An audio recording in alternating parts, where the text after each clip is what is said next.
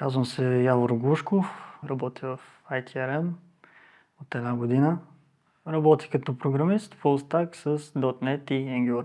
В момента пренаписвам една система, която отговаря за следенето на процеса на изготвяне на едни детайли, които са предназначени за кафе машини, от изготвянето на 3D чертеж до изработването на масово производство. Като предизвикателства срещам, понеже някои от тези системи, с които работим, са доста стари, писани са на стари технологии, някой път това нещо да се преработи и трябва да се вкара повече четене с разбиране на този съществуващ код и да се преработи в някакъв по-оптимален вариант.